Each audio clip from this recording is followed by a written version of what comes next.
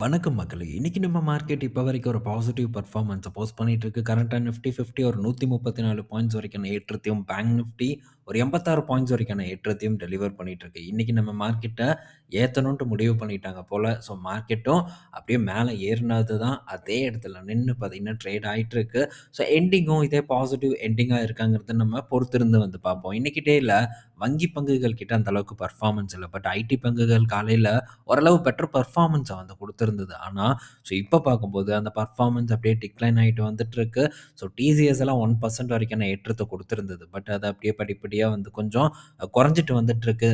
ஒரு பக்கம் HCL tech பார்த்தீங்கன்னா, நெகட்டிவ்க்கே வந்து போயிருச்சு. கரண்ட்டா ஒரு 1.5% வரைக்கான இறக்கத்த HCL டெக் டெலிவர் பண்ணிட்டு இருக்கு. ஸோ நல்ல பெர்ஃபார்மன்ஸ்ல இருந்து அப்படியே கொஞ்சம் சரிவு பார்த்தீங்கன்னா, ஐடி பங்குகள்ல ஏற்பட்டுட்டு இருக்கு. ஸோ நேத்து அசென்ச்சர் நம்ம ப்ரீ மார்க்கெட்ல பார்த்தோம் ஈவினிங் வீடியோல.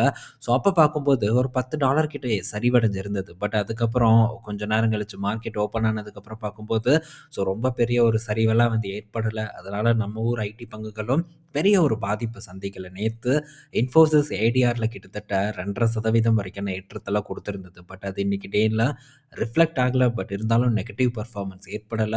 ஸோ இந்த அசென்ச்சரோட மார்ஜின் மட்டும் தான் அஃபெக்ட் ஆயிருந்ததே தவிர, எக்ஸ்பெக்டேஷன பீட் பண்ண ரெவென்யூவ குடுத்திருந்தாங்க. நேத்தே நம்ம பார்த்திருந்தோம்.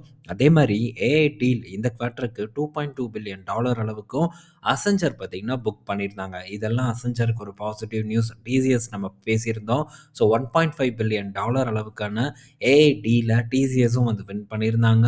ஸோ அதனால ஓரளவு இவங்களோட பிசினஸ் பார்த்தீங்கன்னா தொடர்ந்து வளர்ந்துட்டே தான் இருக்கு. புது பிசினஸ் கிடைச்சிட்டே இருக்கு. ஆல்ரெடி இருக்கக்கூடிய பிசினஸ் பார்க்கும்போதும் அது எக்ஸ்டெண்ட் பண்ணிட்டே தான் வந்து போயிட்டு இருக்காங்க. இதெல்லாம் வச்சு பார்க்கும்போது ஐடி பங்குகள் ஓரளவு நல்ல ஒரு பெர்ஃபார்மன்ஸ மேபி அப்கமிங் டேஸ்ல குடுக்கும் அப்படின்னு நம்ம எதிர்பார்க்கலாம். அடுத்தது HCL டெக் கிட்ட இருந்து என்ன ஒரு அப்டேட் வந்திருக்குன்னா, ஸோ HPEயோட டெலிகாம் சொல்யூஷன் பிசினஸ வந்து 1400 கோடிக்கு HCL டெக் அக்யூர் பண்ணியிருக்கிறதா ஒரு அப்டேட் வந்து குடுத்துருக்காங்க. ஸோ இதனால எதுவும் கீழ விழுந்திருக்கான்னு தெரியல. பட் இது ஒரு நல்ல செய்தி தான். ஒரு அக்யூசேஷன நிறுவனங்கள் பண்ணிட்டு இருக்கிறது ஒரு வகையில பாசிட்டிவான விஷயம். ஏன்னா டிசிஎஸ் இதுக்கு முன்னாடி வந்து ஒரு நிறுவனத்த பண்ணாங்க. கிட்டத்தட்ட ஒரு 6000 கோடி, 6800 கோடி கிட்ட குடுத்து நிறுவனத்த வந்து வாங்கியிருந்தாங்க. ஸோ அடுத்தது டிசிஎஸ் கிட்ட இருந்து ஒரு அப்டேட் என்னன்னா, ஸோ டிசிஎஸ் யுகேல இருக்கக்கூடிய அவிவா. ஸோ இவங்க கூட ஆல்ரெடி எக்ஸ்டெண்ட் பண்ணியிருக்காங்க இவங்களுடைய டீல. இப்போ இன்னொரு செய்தி என்னன்னா, இன்னும் வந்து ஒரு படி அதிகமா போய் டீப்பனா வந்து நாங்க இணைஞ்சு செயல்பட போறோம் அப்படின்னு சொல்லியிருக்காங்க. ஸோ இது ஃபினான்ஷியலா என்ன அளவுக்கு ஒரு இம்பாக்ட் ஏற்படுத்தும், எந்த அளவுக்கு ஒரு வருமானத்த கூட்டும் அப்படிங்கிற எந்தவித ஒரு அறிவிப்பும் வந்து குடுக்கல. பட் இன்னும் கொஞ்சம் வந்து எக்ஸஸா வந்து பண்றாங்க, எக்ஸ்டெண்ட் பண்றாங்க. இது டிசிஎஸ பொறுத்தவரைக்கும் ஒரு பாசிட்டிவ் நியூஸ். ஆல்ரெடி இருக்கக்கூடிய கிளையண்ட்ஸ் கூடயும் அவங்க கான்ட்ராக்ட்ட எக்ஸ்டெண்ட் பண்ணிட்டே போயிட்டுருக்காங்க. புது டீல்ஸும் பார்த்தீங்கன்னா, வின் பண்ணிட்டு வந்துட்டுருப்பது ஐடி நிறுவனங்கள பொறுத்தவரைக்கி மிகப்பெரிய ஒரு நல்ல செய்தி. பட் விப்ரோ கிட்ட இருந்து அந்த அளவுக்கு டீல் வின் பண்ண மாரியான நியூஸ் நமக்கு எதுவும் கிடைக்காம தான் இருக்கு. மேபி வரலாம் இதுக்கப்புறம் அப்படின்னு நான் நெனைக்கிறேன். அடுத்தது ரிலையன்ஸ் கிட்ட இருந்து ஒரு அப்டேட் வந்திருக்கு. ஸோ ரிலையன்ஸ் நேத்து நைட்டு பார்த்தீங்கன்னா, இந்த அப்டேட் வந்தது. ஸோ இந்த உதயம வந்து வாங்க போறாங்க அப்படின்ட்டு நம்ம டிஸ்கஸ் பண்ணிட்டு இருந்தோம். ஸோ மெஜாரிட்டி ஸ்டேக்க ரிலையன்ஸ் கன்சியூமர் பார்த்தீங்கன்னா, உதயம் பிராண்ட்ல வாங்கி முடிச்சுட்டதா சொல்றாங்க. அது போக 2 ப்ரமோட்டர் இருக்காங்க இந்த உதயம்க்கு. அவங்க 2 பேரும் மைனாரிட்டி ஷேர் ஹோல்டரா இந்த நிறுவனத்தில தொடர்ந்து வந்து இருப்பாங்க அப்படிங்கிற ஒரு டேட்டாவும் நமக்கு வந்து கிடைச்சிருக்கு. ஸோ இது ரிலையன்ஸ பொறுத்தவரைக்கும் ஒரு பாசிட்டிவ் நியூஸ்.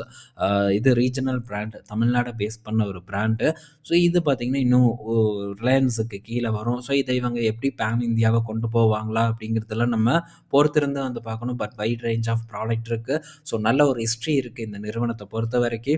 இது இப்ப ரிலையன்ஸ் கன்சியூமர்க்குள்ள வந்தது மிகப்பெரிய ஒரு பாசிட்டிவ் நியூஸா தான் நான் வந்து பார்க்குறேன். இன்னைக்கு டேல ஒரு 1.5% வரைக்கான ஒரு ஏற்றம் ரிலையன்ஸ் இண்டஸ்ட்ரீஸ்ல வந்து ஏற்பட்டிருக்கு. ஸோ கசகசன்னு பார்த்தீங்கன்னா, பிராண்ட வாங்கி ரிலையன்ஸ் கன்சியூமர் வந்து குமிச்சிட்டு இருக்காங்க. இதுல எத்தன வெற்றி பெறும்னு தெரியல. பட் மேபி ஒரு சில பிராண்ட்ஸ மட்டும் ரிவைவ் பண்ணி ரொம்ப நல்லா கொண்டு வந்துட்டாலே, இது ரிலையன்ஸ பொறுத்தவரைக்கி மிகப்பெரிய ஒரு செய்தி தான். ஏன்னா, இப்ப தான் அவங்க வந்து இந்த கன்சியூமர் பிசினஸ்க்குள்ள என்டர் ஆயிருக்காங்க. ஸோ என்டர் ஆனவுனவே நல்ல ஒரு பெர்ஃபார்மன்ஸ் தான் குடுத்துட்டு இருக்காங்க. நம்ம அத கூட டிஸ்கஸ் பண்ணியிருந்தோம். 11,000 கோடிக்கு மேல ரெவென்யூ ஜெனரேட் பண்ணியிருந்தாங்க. ஸோ இப்போ தொடர்ந்து பார்த்தீங்கன்னா, புது நிறுவனங்கள், புது ப்ராடக்ட்ட உள்ள இழுத்து போட்டுட்டு வந்துட்டு இருப்பது ரிலையன்ஸ பொறுத்தவரைக்கும் மிகப்பெரிய ஒரு நல்ல செய்தி. ஸோ அடுத்தது பார்த்தீங்கன்னா, பிராமல் ஃபினான்ஸ் கிட்ட இருந்து ஒரு அப்டேட் வந்திருக்கு. பிராமல் ஃபினான்ஸ் பார்த்தீங்கன்னா, ஸ்ரீராம் லைஃப் இன்சூரன்ஸ்ல 14.25 பங்குகள் என்டயர் ஸ்டேக்கையும் வந்து விற்க போறதா ஒரு டேட்டா வந்து குடுத்துருக்காங்க. 600 கோடி மதிப்பு. ஸோ சன்லாம் அப்படிங்கிற ஒரு இன்வெஸ்ட்மென்ட் ஃபிர்ம்க்கு இந்த பங்குகள வந்து பிராமல் ஃபினான்ஸ் வந்து விக்கிறதா ஒரு டேட்டா வந்திருக்கு. ஸோ அது மட்டும் இல்ல, ஸ்ரீராம் ஃபினான்ஸ் மறுபடியும் கிளாரிஃபை பண்ணியிருக்காங்க. என்னன்னா, ஸோ எம்யூஎஃப்ஜி கூடலாம் நாங்க எந்த ஒரு பேச்சுவார்த்தையும் வைக்கல அப்படிங்கிற ஒரு அப்டேட்ட வந்து குடுத்துருக்காங்க. பட் இருந்தாலும் மார்க்கெட்ல தொடர்ந்து அந்த செய்தி சுத்தி வந்துட்டே தான் இருக்கு. மேக்ஸிமம் உண்மையாறதுக்கான வாய்ப்பு இருக்கு. சரி, நடக்கிறதுக்கு முன்னாடி எதுக்கு நம்ம பேசுவோம் அப்படின்னு சொல்லிட்டு இவங்க அத மறைச்சாலும் மறைச்சிருக்கலாம். பட் பார்ப்போம் என்ன நடக்குதுன்ட்டு. ஸோ நெக்ஸ்ட் பார்த்தீங்கன்னா, இந்தியா ஒமான்குள்ள இந்த ஃப்ரீ ட்ரேட் அக்ரீமெண்ட் பார்த்தீங்கன்னா, இப்போ ஒரு பைசல் ஆயிருக்கு. ஸோ இதன் மூலியமா நம்ம ஊர் ஃபார்மா கம்பெனிஸ் பார்த்தீங்கன்னா, எந்த விதமான டாரிஃபும், டாக்ஸும் இல்லாம ஸோ ப்ராடக்ட்ட வந்து அங்க விக்கலாம். ஸோ இதனால நம்ம ஊர் கம்பெனிக்கு இன்னும் கொஞ்சம் ஆக்சஸ் வந்து அதிகமாகுது. குளோபல் பிரசன்ஸ் வந்து கூடும். ஸோ மிடில் ஈஸ்ட்ட பல கம்பெனிஸ் வந்து டார்கெட் பண்ணிட்டு இருக்காங்க. உதாரணத்துக்கு Zydus வந்து ஆப்கானிஸ்தான்ல அவங்க ப்ராடக்ட்ட வந்து விக்க போறதாவும், ஃபெசிலிட்டிய வந்து அமைக்க போறதாவும் சொல்லியிருந்தாங்க. ஸோ அப்படியே பார்த்தீங்கன்னா, இன்னும் நம்ம நாட்டு நிறுவனங்கள் ஒரு நல்ல வளர்ச்சிய குடுக்கும் அப்படிங்கிற ஒரு எதிர்பார்ப்ப நம்ம டெஃபினட்டா வந்து வச்சுக்கலாம். பட் இதெல்லாம் ஸ்டார்ட்டிங் ஸ்டேஜ் தான். இதெல்லாம் அப்படியே படிப்படியா நடக்கிறதுக்கு ரொம்பவே வந்து டைம் எடுத்துக்கும். பட் லாங் டெர்ம்ல இது ரொம்பவே வந்து ஒரு பாசிட்டிவான செய்தியா வந்து பார்க்கப்படுது. அடுத்தது TikTok கிட்ட இருந்து TikTok வந்து ரொம்ப நாட்களா செல் பண்ண போறாங்க அப்படிங்கிற ஒரு விஷயம் வந்துட்டு இருந்தது. பட் இப்போ ஃபைனலா TikTok பார்த்தீங்கன்னா, அவங்களுடைய அமெரிக்கா யூனிட்ட வந்து விக்கிறதுக்கு சைன் பண்ணிட்டதா ஒரு டேட்டா வந்து குடுத்துருக்காங்க. ஸோ இதுவும் பார்த்தீங்கன்னா, காலையில அந்த மாரி டைம்ல வந்திருக்கு. யார் வாங்க போறாங்கன்னு பார்த்தீங்கன்னா, Oracle, அதுக்கப்புறம் அமெரிக்கால இருக்கக்கூடிய இந்த சில்வர் லேக் அப்படிங்கிற ஒரு இன்வெஸ்ட்மென்ட் ஃபர்ம், அதுபோக அபுதாபில இருக்கக்கூடிய MGX அப்படிங்கிற ஒரு இன்வெஸ்ட்மென்ட் ஃபர்ம். இவங்க 3 பேரும் சேர்ந்து தான் TikTok வந்து வாங்க போறாங்க.